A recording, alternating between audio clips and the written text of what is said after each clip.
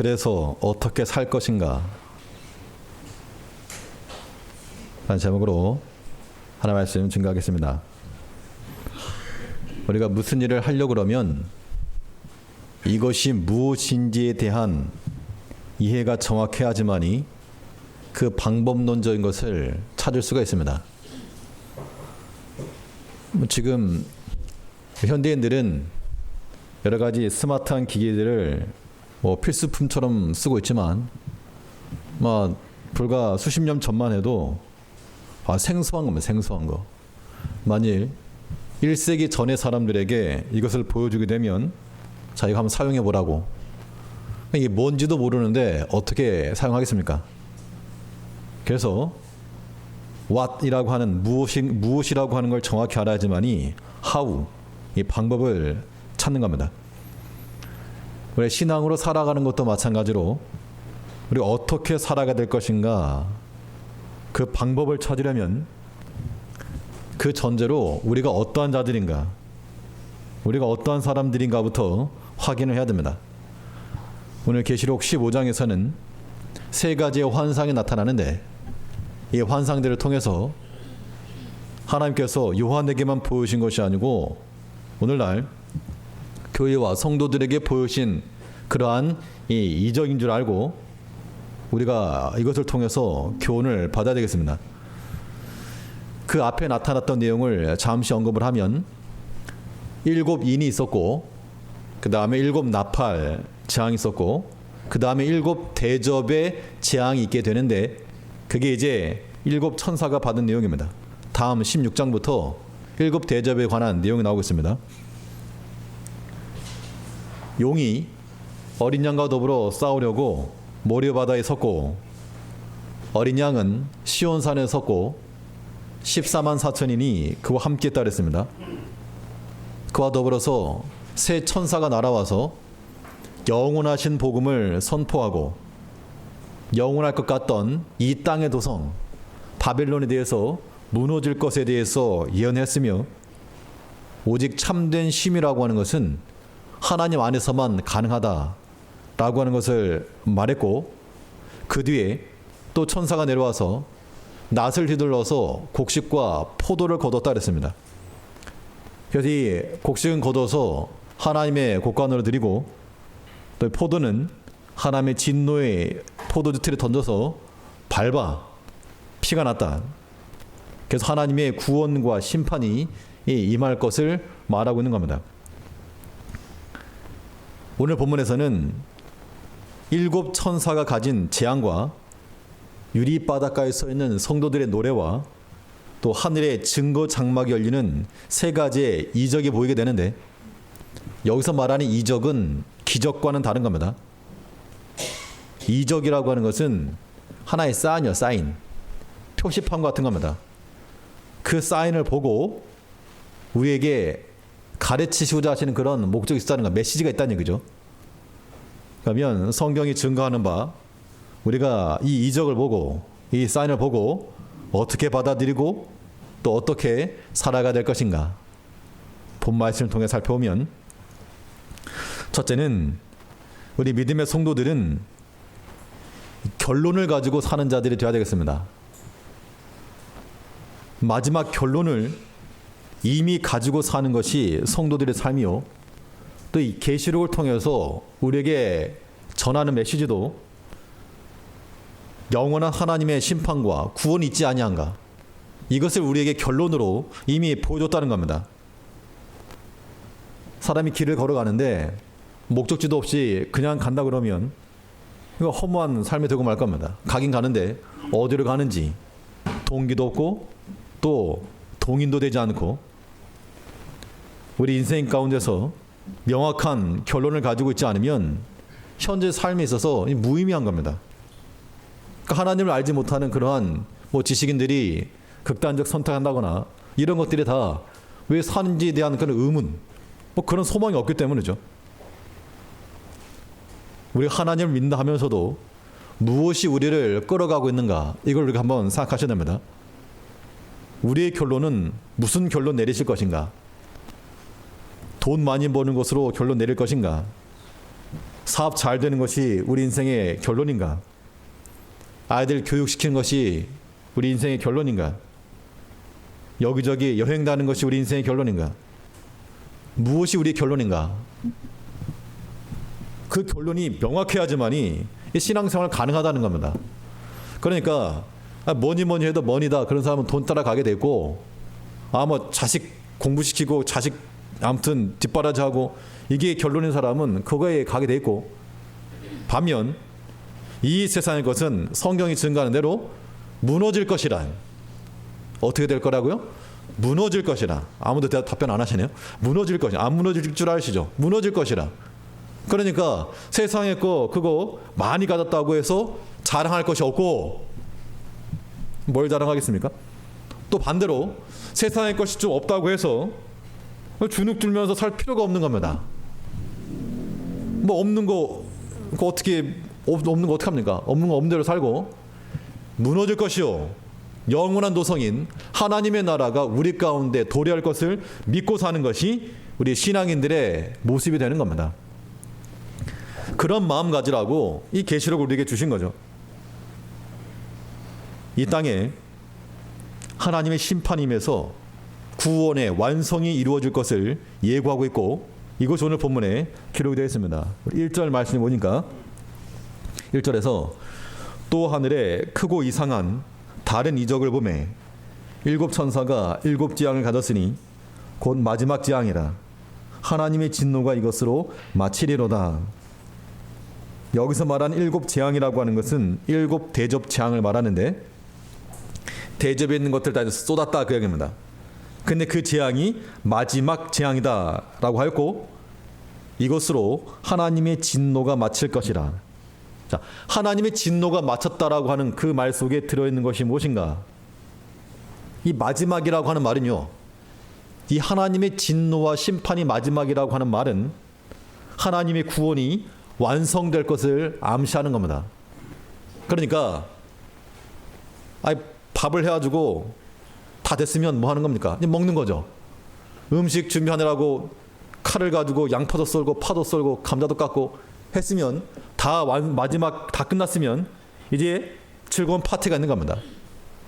하나님께서 이 땅에 대해서 심판하신 이후 하나님의 거룩한 자녀들과 함께 영원한 하나님 나라에서의 즐거움의 그러한 때를 우리가 보여주고 있죠.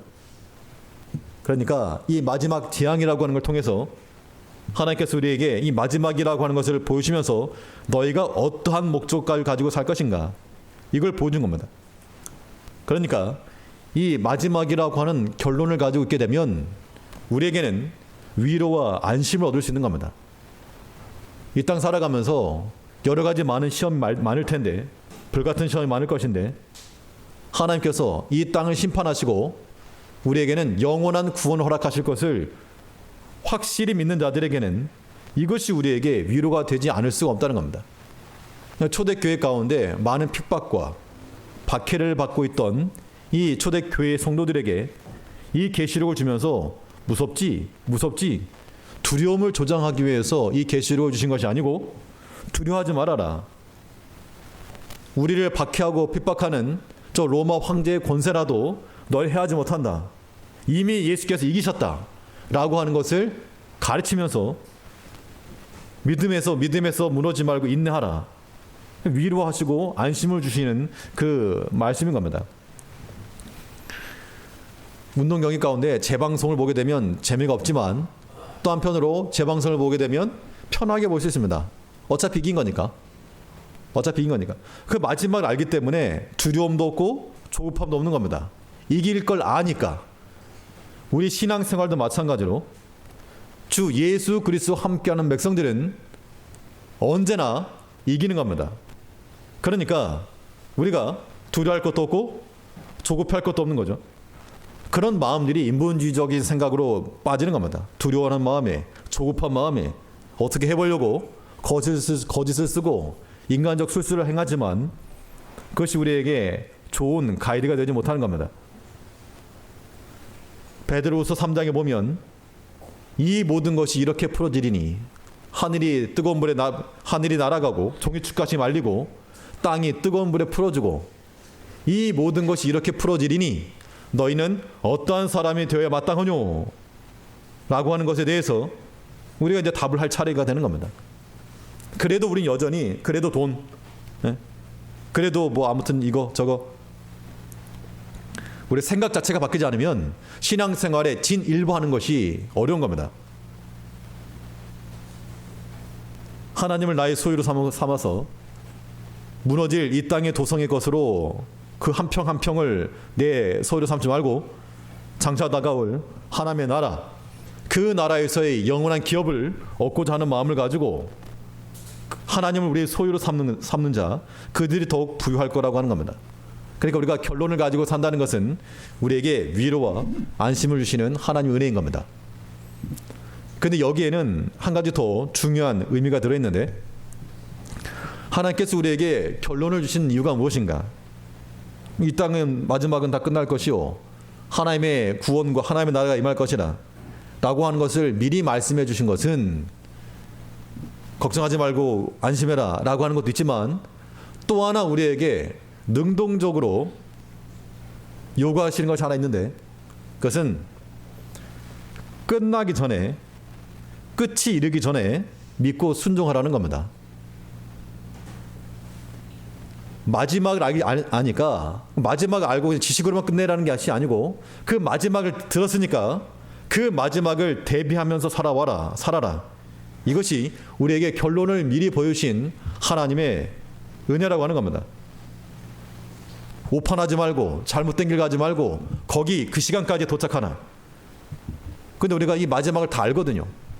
우리가 신앙 고백하면서 주님 다시 오실 것을 믿고 하나님의 심판도 믿고 영원히 살 것도 믿고, 참된 신앙 고백일지 아니면 예배 시작을 알리는 사도신경이 될지 모르지만 아무튼 우리의 신앙 고백 가운데 포함되어 있는 겁니다. 그러면 그것을 들었으면 그 결론을 준비하며 살아가야 되겠죠. 청소하는 시간이 10시인데 12시 오면 어떡합니까? 10시 청소면 그 전에 와서 해야죠. 하나님께서 우리에게 마지막 결론을 알려주신 것은 끝나기 전에 듣고 깨달아 순종하라고 주신 것인 줄 우리가 알아야 됩니다. 이 민수기에 보면 하나님께서 이스라엘 백성들에게 이 가나안 땅 올라가라 그랬죠. 그때 정탐꾼을 보냅니다. 정탐꾼을 보냈더니 우리는 못 간다. 거기 갔더니 두 사람 빼고 그런 부정적인 보고를 했습니다. 그 사람들은 거대한 자손들이요, 우리는 아주 메뚜기 같아가지고 가면 못 간다. 그때 이 하나님께서 그래? 그럼 너네 그럼 광야길로 돌아가라. 그래서 광야로 돌아가라 그랬습니다. 그때 이 백성들이 어떻게 했는가 하면 그제서야 우리가 올라가겠습니다. 그때 하나님께서 모세를 통해서 가지 말아라. 너네가 가더라도 하나님 너희와 함께 계시지 않는다. 그래서 고집 부리면서 아닙니다. 이제라도 가겠습니다. 올라갔다가 패하고 말고마다. 가라 할 땐 안 가고 가지 말라 할 때 올라가는 거죠. 이거 뭐 우리들 같은 그런 모습인 거죠. 가라 할 땐 안 가고. 이거 뭐 적절한 표현, 적절한 말씀 아니겠지만 먹어라 할 때는 안 먹고 처먹어라 그래야 먹는다고. 우리 하나님께서 우리에게 말씀해 주시는 것에 대해서 안다라고 하면서도 고집 부리는 거죠. 안 하고. 그러다가 하나님께 허락주도 않으시는데 이제 가겠다고.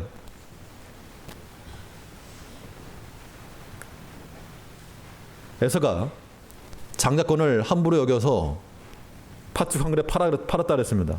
나중에 이제 아버지로부터의 축복받을 게 없으니까 그가 눈물을 흘리며 구하되 버림바가 되어서 회개할 기회를 얻지 못하였느니라.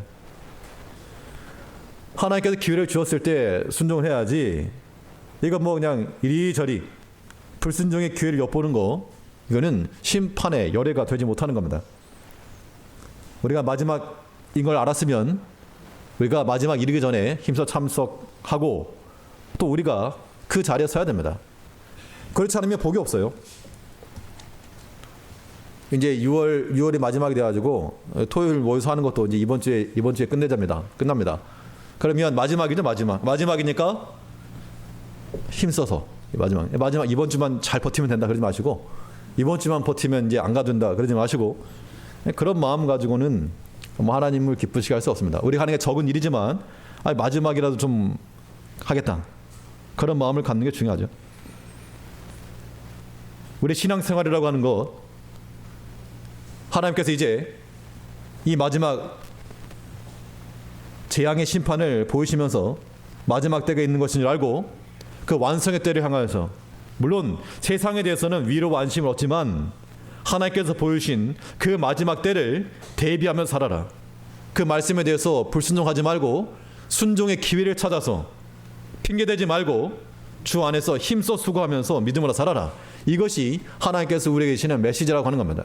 아무쪼록 우리의 신앙적 결론이라고 하는 것, 하나님께서 우리에게 말씀하신 바 그 결론을 가지고 그 결론을 준비하며 사는 우리가 되절자합니다. 둘째로 이 성경이 증거하는 바 어떻게 살 것인가. 두 번째 이적은 유리바다에 서서, 유리바닷가에 서서 찬송하는 백성들의 무리인데, 이것을 통해서 우리가 얻을 수 있는 교훈은 무엇인가 하면 구원을 경험하며 살아가는 자가 되어야 한다는 겁니다. 하나님의 구원이라고 하는 것을 우리가 실질적으로 경험하는 것, 그러니까 보는 것과 실제로 접하는 건 전혀 다른 겁니다. TV 같은 데서 왜 맛집 탐방 이런 거 가면 음식들 나오지 않습니까? 우리는 이제 못 가보니까 이제 대리 만족도 느끼겠지만 TV로 보는 거하고 실제로 가서 그것이 내 입속으로 들어온 거하고는 전혀 다른 거죠. 보긴 보는 것만 말고 입속으로 집어넣어야지만이 거기 더 큰 맛이 있다는 겁니다. 구원도 마찬가지로 하나님께 구원의 능력이 있다. 이것만이 아니라 그 구원을 경험하는 것이 바로 하나님 백성들의 삶의 패턴이라는 겁니다. 그 구원은 어떻게 주어지는가?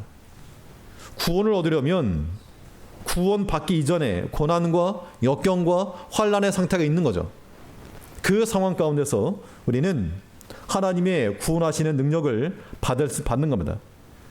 오늘 본문에 보면 하나님의 백성들이 유리바다를 건넜다 그랬는데 그 바다에 불이 섞였다 그랬습니다. 우리 2절 말씀을 보면, 우리 2절 다 같이 한번 읽어보시죠. 2절 말씀입니다. 15장 2절 시작. 또 내가 보니 불이 섞인 유리바다 같은 것이 있고 짐승과 그의 우상과 그의 이름의 수를 이기고 벗어난 자들이 유리바다가에 서서 하나님의 검은고를 가지고. 유리바다라고 하는 것은 이미 계시록 4장에서 나왔던 내용이죠. 하나님의 보좌 앞에 유리바다가 펼쳐져 있었는데, 이 유리바다는 구약에서 출애굽의 홍해 사건을 암시하는 겁니다. 그것을 모티브로 하고 있습니다. 바다는 어떤 곳이죠? 바다 그러면 무슨 해변가에서 썬팅하고 이런 거 말고, 바다 그러면 바다가 상징하는 바는 죽음입니다. 죽음. 빠지면 죽는 거죠. 그런데 이 바다는 무슨 바다인가 하면 유리바다면 유리바다. 물론 맑다라고 하는 그런 뜻도 있지만, 이 유리바다라고 하는 뜻은 빠지면 죽어야 되는데 바다가, 이 바다는 빠지지 않는 바다입니다. 빠지지 않는 바다. 마치 마른 땅과 같이. 그래서 홍해 사건에서 이스라엘 백성들이 걸었던 땅은 마른 땅이죠. 그게 유리바다인 겁니다. 그 홍해가 덮이고 나서 이제 애굽 병사들은 그 바다에 다 전멸되고 말았는데, 이 유리바다로서 이 유리바다가 우리의 구원을 상징하는 겁니다. 예수님께서 풍랑이는 바다를 걸어오시는 장면이 있으시죠. 그 기적을 그냥 괜히 하신 것이 아니고, 하나님 예수님께서 실질적으로 우리를 구원하시고 이 바다를 건너, 죽음의 바다를 건너서 우리에게 이 유리바다에 대한 소망을 주신 겁니다. 근데 그 바다에 뭐가 섞여 있습니까? 불이 섞여 있는 거죠. 불이라고 하는 것은 하나님의 심판을 상징하는 것인데, 뭐 애국 군대가 뒤쫓아 왔으니까, 또 현재 이 예수님께서 바다를 건너실 때에도 베드로가 두려워할 만한 그런 파도가 쳐왔으니까 큰 고난과도 같은 그런 불이 섞여 있는 바다인 겁니다. 그런데 그 바다를 어떻게 건넜는가? 마른 땅과 같이 건넜다 그래. 마른 땅과 같이. 이것이 구원 얻은 백성들이 건너는 구원의 길이요, 또한 하나님께 나아가는 그런 길이 되는 겁니다. 어차피 빠지지 않는 거, 빠지지 않는 그 길이기 때문에 우리가 두려워할 것 없이, 뭐 불이 섞여 있어도 그거 무서워하지 말고 건너편에 있는 하나님께로 힘껏 나가라, 그 이야기입니다. 이 고난이라고 하는 것을 신호등에 비유를 하면 빨간불이에요. 빨간불.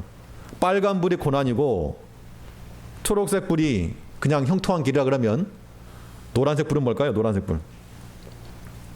노란색 불. 노란색 불은 뭐 중간일 텐데 그 운전을 하실 때 운전을 처음부터 이렇게 차근차근 제대로 배우신 분들은 초록불일 때는 가고 빨간불일 때는 멈추고 노란불 들어갈 때는 위험하니까 속도를 줄이고 멈춰라 이렇게 배우시죠. 속성으로 배운 사람들은 노란불 들어왔으니까 이제 빨리 가야 되겠다. 빨간불 나오기 전에. 물론 운전할 때는 그러니까 얌전하게 하셔야 되겠지만 이 고난을 앞에 두고서는 저 앞에 빨간불 들어왔으면 그냥 빨리 뛰어가면 돼요. 빨리 뛰어가면. 줄을 향해서 빨리 뛰어가야지. 어떻게 할 거나 여기저기 알아보고 정보 찾고 그래가지고 안 되는 겁니다. 구원의 경험이라고 하는 것은 오직 능하신 하나님 믿고 뛰어내리는 데 있습니다. 베드로가 거기까지 잘했죠. 바다 위를 걸어오시는 그 예수님을 보고 뛰어내렸습니다. 거기까지 잘한 겁니다. 뛰어가면 되겠는데 옆에 있는 거 보고 무서운 마음에 사람의 생각에 빠지고 만 겁니다. 우리가 하나님의 구원을 경험한다는 것은 믿음을 가지고 그냥 뛰어내리는 겁니다.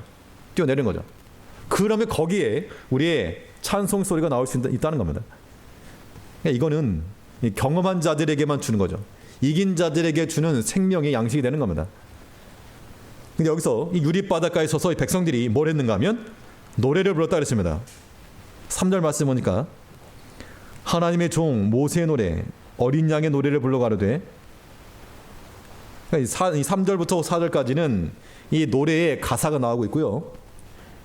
이거는 출애굽기 15장에 보면 이스라엘 백성은 실제로 홍해를 건넌 다음에 홍해 바닷가에 서서 노래 부른 겁니다.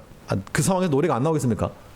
우리 하다못해 축구 1대0으로만 이겨도 5필승 코리아 난리가 나는데 그 생명의 구원의 경험을 한 이후에 5필승 예수님이죠. 5필승 하나님. 그 하나님에 대한 노래가 나왔다는 겁니다. 그 노래가 나왔다는 것은 믿음으로써 싸워 이겼다라고 하는 증거가 되겠는데 2절 하반절에도 보면 어떤 자들이 노래를 부르는가?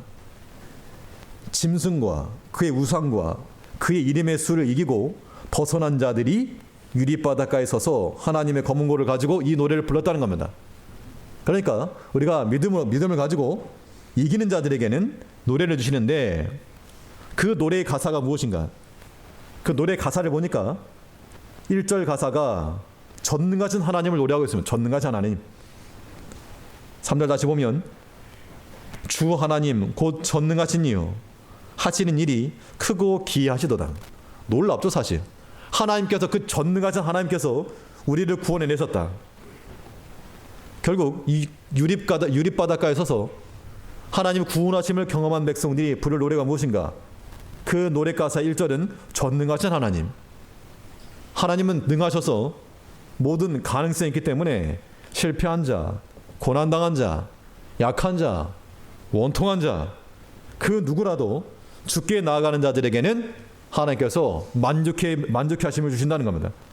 그 능력이 하나님께 있기 때문이죠. 그 노래 가사 2절은 뭔가 하면 왕이신 하나님, 우리의 왕이시다.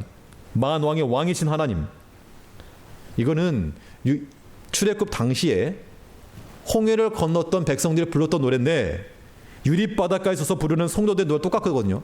이게 14만 4천인이고 구원받은 성도들을 가리킨다는 겁니다.